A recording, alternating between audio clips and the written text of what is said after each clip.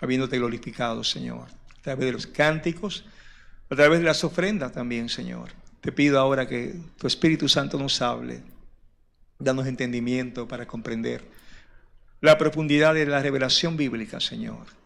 Te pido que si alguien no te conoce, le despierte su alma para salvación, Padre, en el nombre de Jesús. Amén. Se pueden sentar, amados hermanos.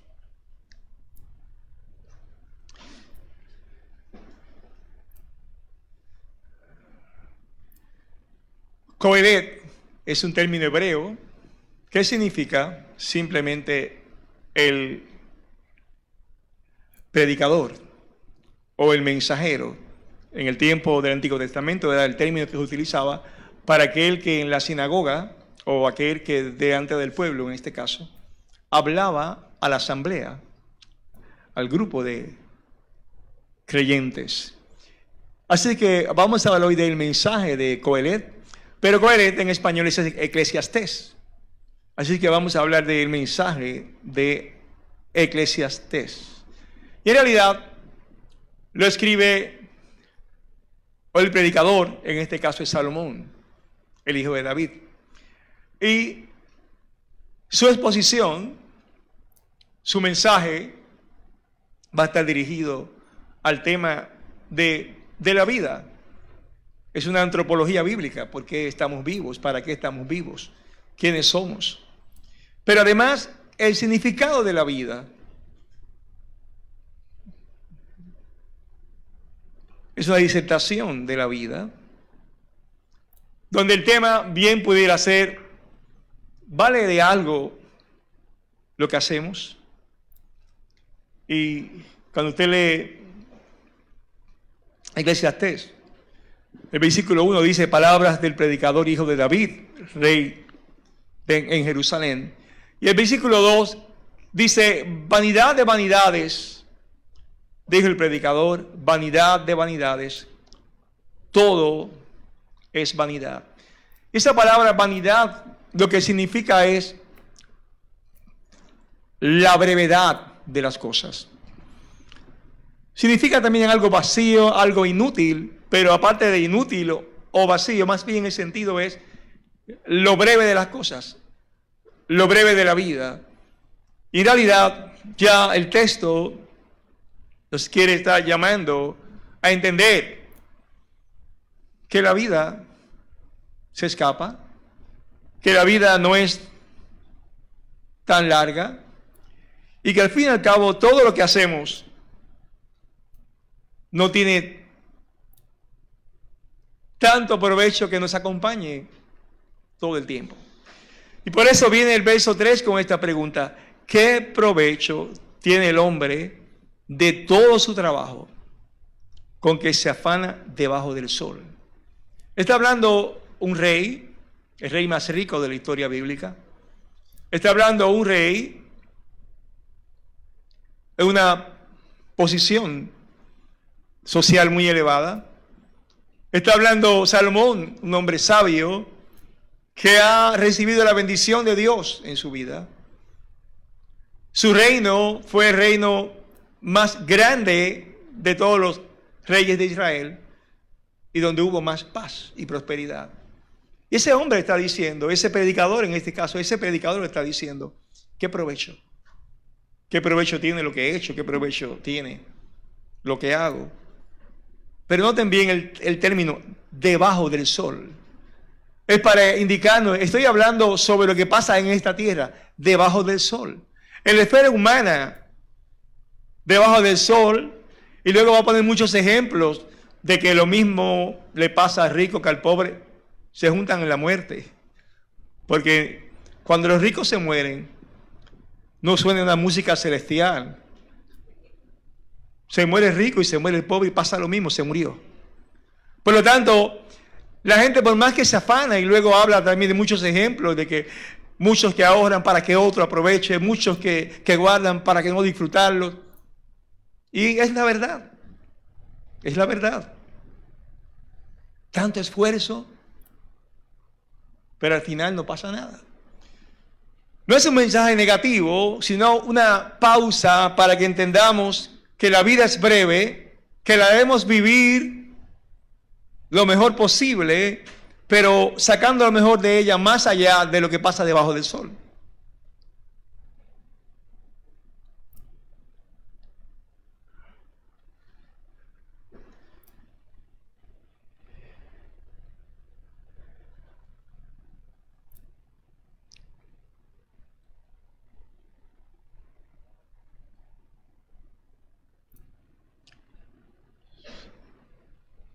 Discúlpeme que tengo aquí ese texto.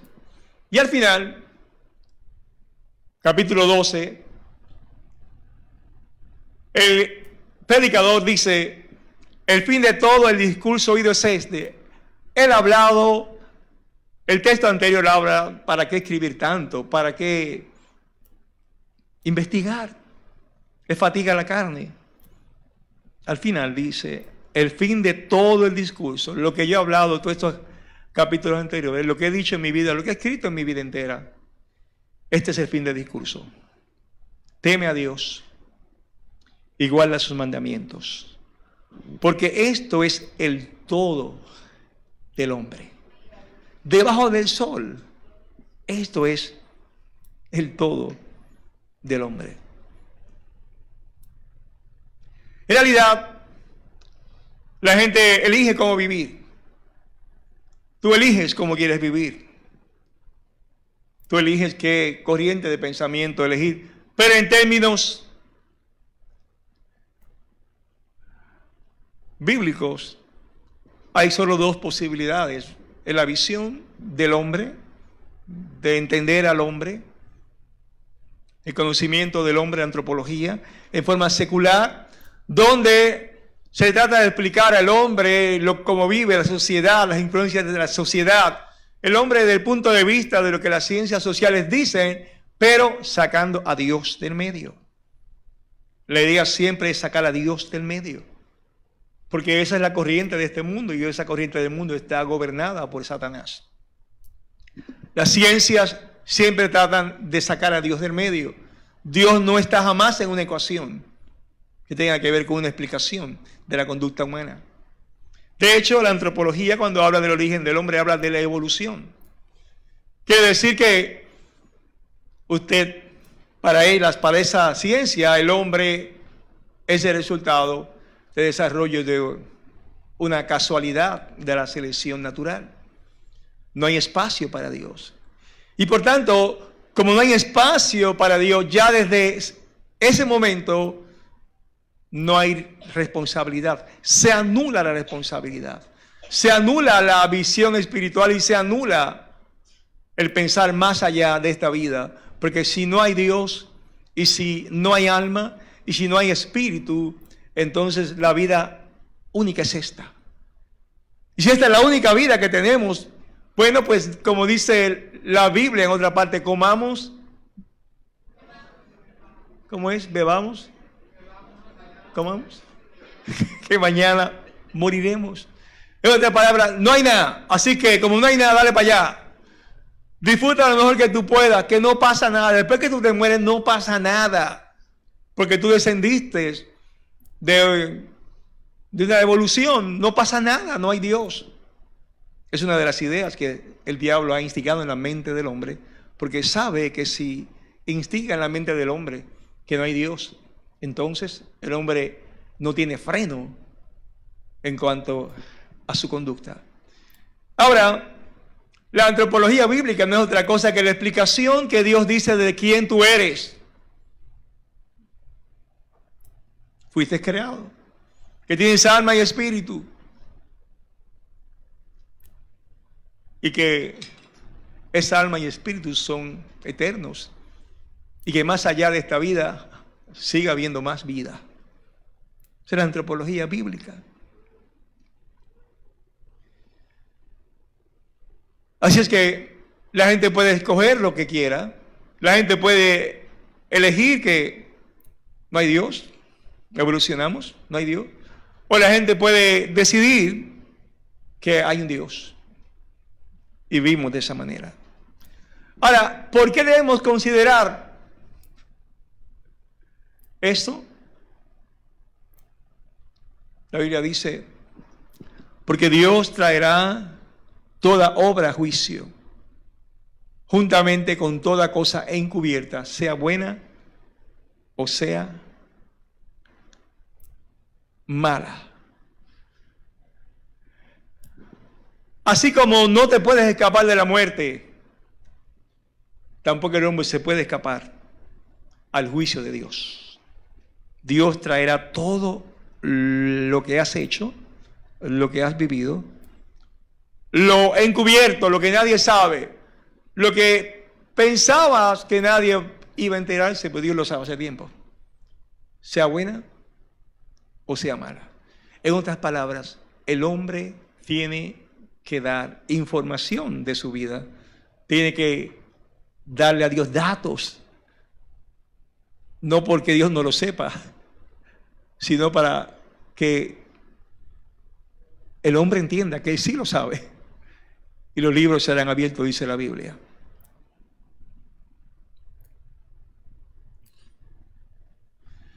Ahora, el pecado del hombre es interesante y uno lo resume como esto: el hombre no quiere someterse a Dios. Hay mucha gente que ha dicho, yo me he encontrado con gente en mi historia cristiana, que ha dicho, yo no me convierto porque en la iglesia ponen muchas prohibiciones. ¿Quién ha oído eso? Todo el mundo. Hay muchas prohibiciones. Entonces el impío dice hay muchas prohibiciones. Una prohibición no es otra cosa que límites, reglas que hay que respetar. Sin embargo, el mundo vive bajo límites todo el tiempo. Usted en su trabajo vive bajo límites. Y a usted no se le ocurre desobedecer.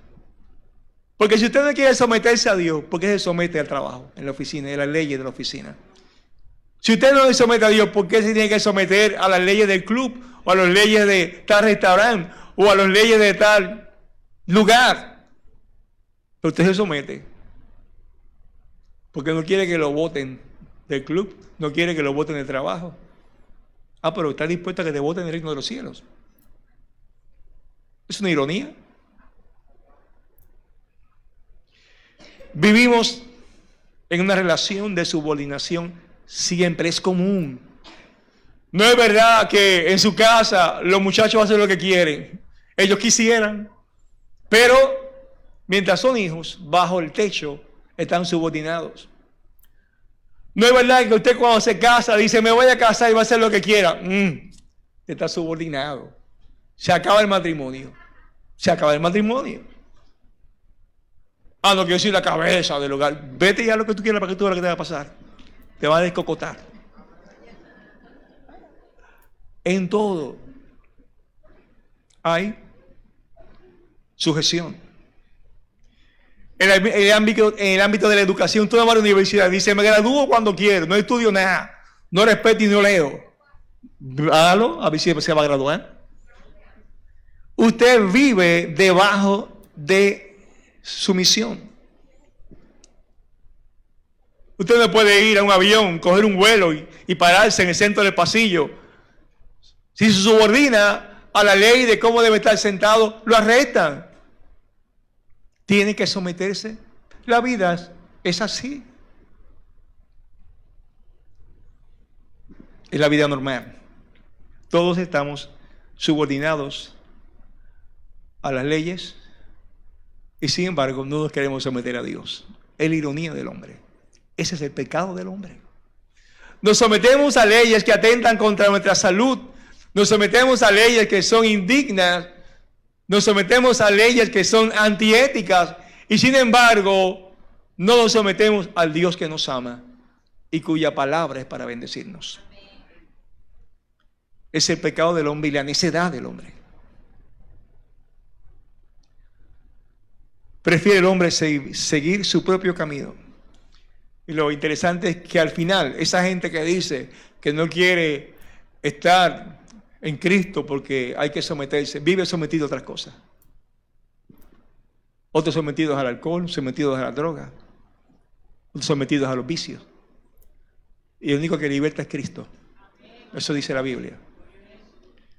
Conocéis la verdad y la verdad te hará libre. Dice el Señor. Dice la Biblia, y esta es la condenación, que la luz vino al mundo, Jesús es la luz, y los hombres amaron más las tinieblas que la luz, porque sus obras eran malas, porque todo aquel que hace lo malo aborrece la luz, y no viene a la luz para que sus obras no sean reprendidas.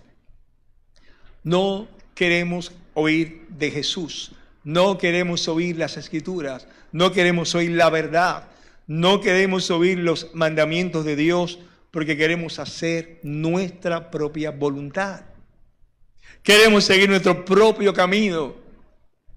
Nos han engañado pensando que somos felices cuando seguimos nuestro propio camino.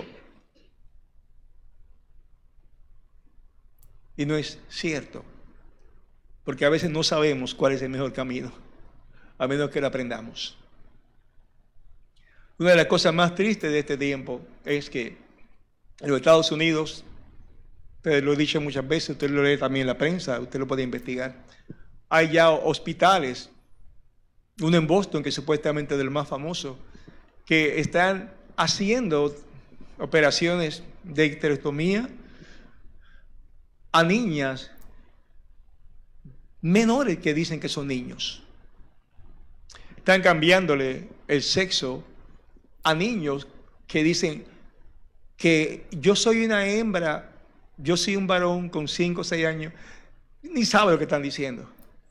Sin embargo, cualquier padre sabe que un niño que diga algo a esa edad no se le puede tomar como muy serio. A ver, ¿cuánto de usted? Si un niño a los 5 años le dice, yo quiero ser astronauta, te dice, va a ser astronauta, ese es astronauta. Quiero ser bombero, va a ser bombero, con 5 años. No sabe lo que quiere. Y sin embargo, quiero ser policía y dame una pistola, papá. A los 10 años, compra un revólver. Pero usted no se lo da. Pero sin embargo, si él dice, soy hembra, lo operan. Y lo dañan para siempre. Es la necedad de la sociedad, la locura en que estamos viviendo.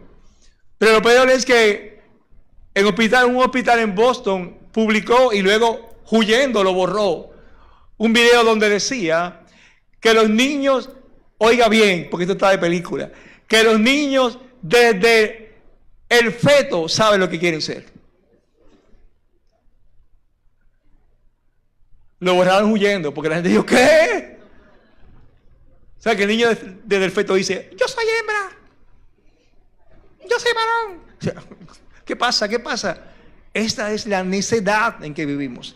Y esa es la ciencia que la gente adora con todos esos disparates que están diciendo. ¿Por qué? Porque el diablo se ha empoderado de la mente del hombre a fin de que no le alumbre la luz del evangelio. Creemos lo alocado y rechazamos lo justo y lo recto. Digo yo, el mundo. Y toda esa gente que hace lo malo aborrece la luz y no viene a la luz para que sus obras no sean reprendidas. Por eso la iglesia es lo único que enfrenta todas esas conductas de pecado. La luz que la iglesia predica. Ahora bien, ¿por qué voy a darle cuenta a Dios? Dios va a juzgarme, Dios va a pedirme cuenta, Dios te va a pedir cuenta. ¿Pero en base a qué? Porque alguien caminando por acá y me puede decir, mire usted que está caminando, dígame qué usted ha hecho y por qué. ¿No? Pero ¿quién tú eres? ¿Por qué razón yo tengo que darle cuenta a Dios? Razones básicas es que Dios es tu formador y tu creador. Te formó desde el vientre, ahí siendo un feto, allá adentro. Yo, Jehová, que lo hago todo, que extiendo sobre los cielos, que extiendo la tierra por mí mismo. Porque Él, dice la Biblia, nos hizo y no nosotros a nosotros mismos.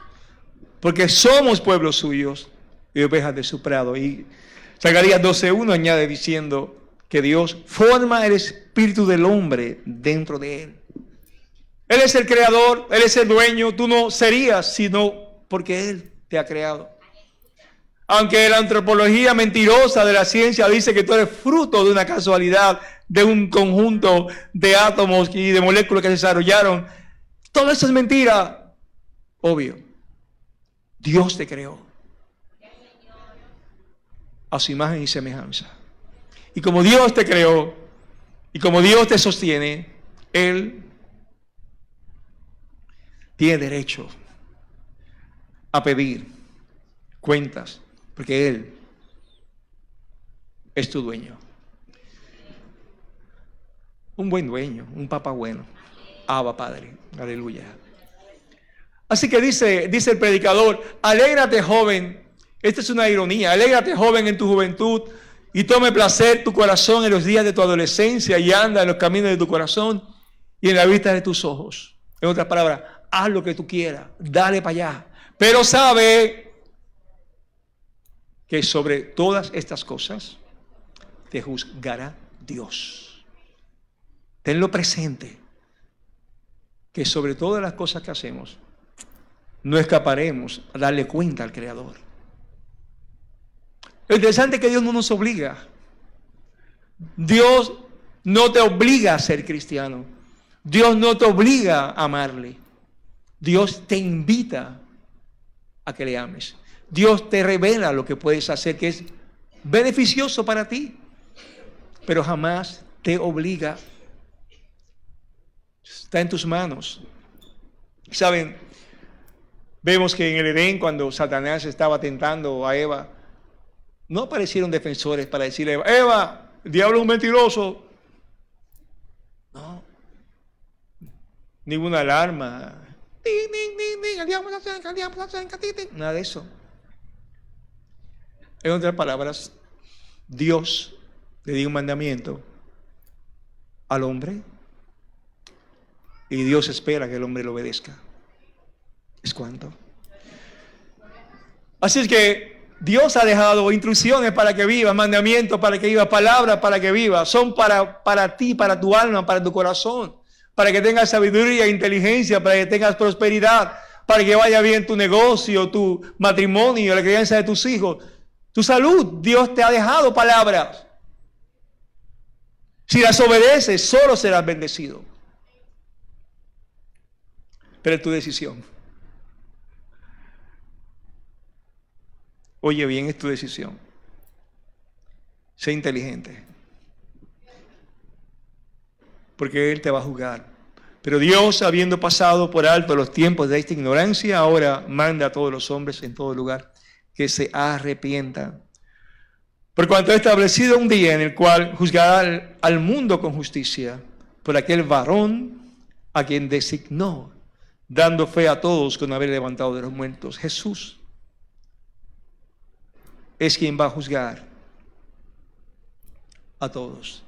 Te encarezco delante de Dios y del Señor Jesucristo, que juzgará a los vivos y a los muertos en su manifestación y en su reino. En su manifestación, cuando venga con poder. Los que estén vivos con los ejércitos de la bestia que atacan a el pueblo de Dios. Cuando Él venga con poder, a esos vivos los va a juzgar. Y a los muertos, obviamente, que irán a su presencia y delante de Él les juzgará. Otro texto dice, pero ellos darán cuenta al que está preparado para juzgar a los vivos y a los muertos. Jesús es el que nos va a juzgar. Ahora, ¿cuál es la base de este juicio finalmente? ¿Cuál es la base de esta dispensación, de este tiempo de revelación? En Hebreos 1:1 dice que Dios, habiendo hablado de muchas formas y maneras a nuestros padres por los profetas, en estos posteriores tiempos nos ha hablado por medio de su Hijo, a quien constituyó heredero de todo. Jesús. Lo que haces con Jesús, lo que crees sobre Jesús, es la base de todo juicio. Y sigue diciendo Hebreos, luego de explicar que Jesús es superior a Moisés, superior a los ángeles, que su palabra es superior a la de Moisés, dice, porque si la palabra dicha por medio de los ángeles fue firme y toda transgresión y desobediencia recibió justa retribución, ¿cómo escaparemos nosotros si descuidamos una salvación tan grande? La cual, habiendo sido anunciada primeramente por el Señor, nos fue confirmada por los que oyeron. La palabra en todo el Antiguo Testamento, cuando alguien desobedecía, era castigado. Pero ahora imagínense, dice el texto, imagínense cómo vamos a escaparnos si descuidamos el último esfuerzo de Dios para salvarnos. La última ficha divina, Jesús, el Cordero de Dios, que quita el pecado del mundo. Jesús. No hay otro nombre bajo el cielo en que tú puedas ser salvo. Jesús es el único camino. Jesús su sacrificio es lo único por el cual Dios te declara justificado por la fe. Jesús es la única forma en que no hay ninguna condenación para los que están en Cristo Jesús. Por eso el que no amara al Señor sea maldito, dice las Escrituras. Porque Jesús ha sido dado para que tú tengas vida después de esta vida. Luego sigue diciendo Hebreos 10:28, el que viola la ley de Moisés por el testimonio de 2 o de 3 testigos muere irremisiblemente. ¿Cuánto mayor castigo pensáis que merecerá el que pisoteare al Hijo de Dios y tuviere por inmunda la sangre del pacto en la cual fue santificado e hiciere afrenta al Espíritu de gracia? Cuando el hombre rechaza a Jesús, es como decir, me importa lo que hizo el Padre por mí enviando a su Hijo. Cuando el hombre rechaza a Jesús, tiene por poca cosa su sacrificio en la cruz del Calvario, que derramó su sangre preciosa para que fuésemos salvos. Solo le queda castigo a aquel que rechaza a Jesús.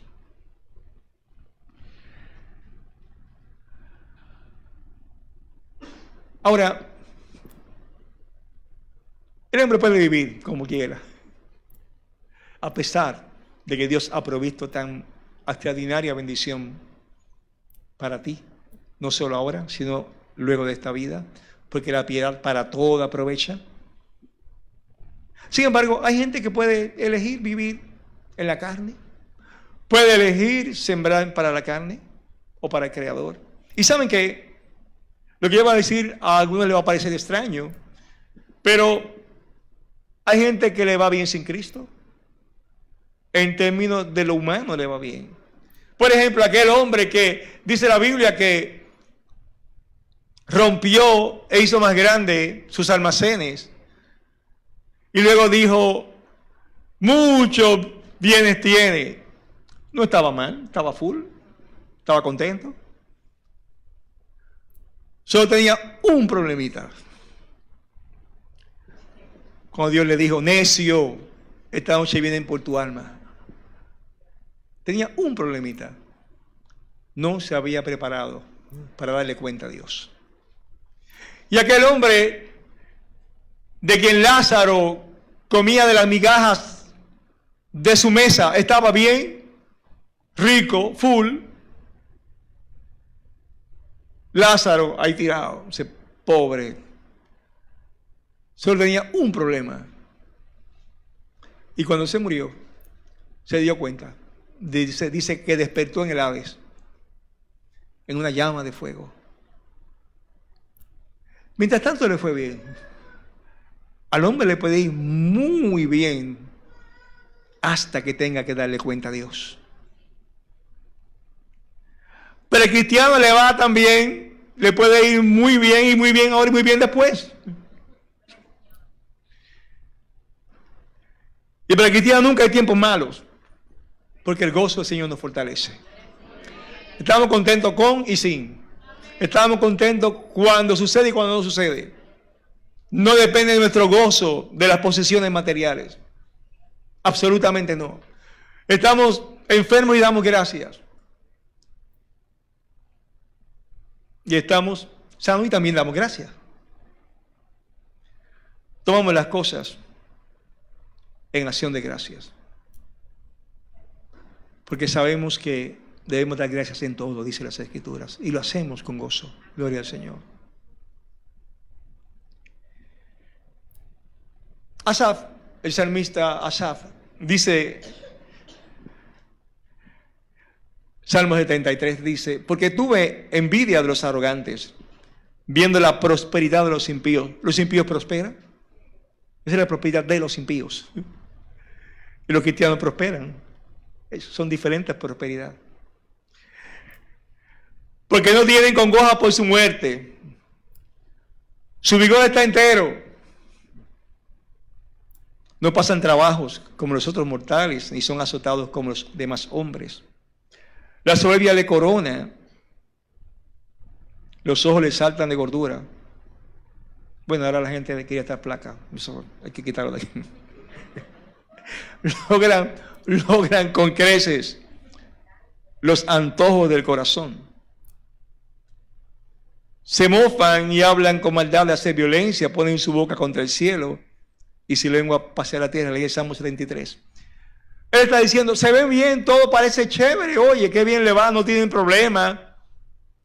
Sí, hay lugares en el planeta Tierra donde la gente no cree en Dios y parecen prósperos, donde el nivel de gente que le sirve a Dios es bajita, como Japón, y parecen prósperos, donde hay pocos creyentes en algunos países europeos con mucha economía, como Noruega o Suecia o Finlandia, y no pasa nada hasta que tengan que darle cuenta a tu Creador. Dice el salmista, hasta que entrando en el santuario de Dios comprendí el fin de ellos. Es que no hay esperanza en el día de la muerte. Es que nadie podrá en manera alguna redimir al hermano, ni dar a Dios su rescate. Salmo 49, 7. Es que los que confían en bienes y la muchedumbre de sus riquezas se jactan, no podrán en manera alguna escapar de la muerte, ni de las consecuencias de haber vivido sin Jesucristo. Pues verá que aún los sabios mueren, que perecen del mismo modo que el insensato y el necio, y dejan a otros sus riquezas. Su íntimo pensamiento es que sus casas serán eternas y sus habitaciones para generación y generación. Dan sus nombres a sus tierras, mas el hombre no permanecerá en honra. Es semejante a las bestias que perecen. Por más que haga, por más que invente, por más que descubra, por más que alcance, al final llega la muerte y tendrás que darle cuenta a Dios. Y el que no sembró para la eternidad, solo cosechará castigo eterno. Y el que inteligentemente eligió vivir para Dios, entonces va a cosechar la extraordinaria bendición de vivir eternamente con su Creador. Gloria al Señor.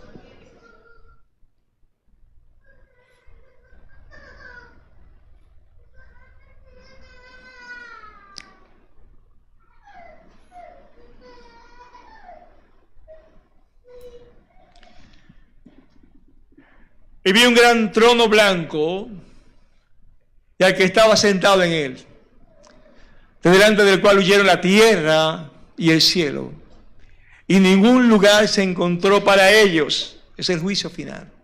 Y vi a los muertos grandes y pequeños de pie ante Dios, y los libros fueron abiertos, y otro libro fue abierto, el cual es el libro de la vida, y fueron juzgados los muertos por las cosas que estaban escritas en los libros, según sus obras. Y el mar entregó los muertos que había en él, y la muerte y el Hades entregaron los muertos que había en ellos, y fueron juzgados cada uno según sus obras. Y la muerte y el Hades fueron lanzados al lago de fuego. Esta es la muerte segunda. Y el que no se halló inscrito en el libro de la vida fue lanzado al lago de fuego. Eso es lo que le espera al hombre que no se ha arrepentido. Usted lo puede creer o no, eso es su problema. Pero va a ocurrir. Pero todos los que han recibido a Jesús como Señor, su nombre está escrito, bien firme en el libro de la vida. Esta es la descripción del juicio final para los no cristianos. Porque como Dios es justo, su justicia requiere que Él declare por qué aquel o el otro no alcanzó la vida eterna. Su justicia requiere que Él explique, diga, muestre, dé información de por qué aquel no entra, por qué aquel va a ser condenado. Así de justo es Dios. Pero aquellos que se han arrepentido de sus pecados, aquellos que no tienen por inmunda la sangre del pacto, aquellos que han mirado a Jesús, le han invocado como Señor y Salvador, sobre esas vidas está la justificación por fe. Dios está declarado justo. Y no hay ninguna condenación para los que están en Cristo Jesús.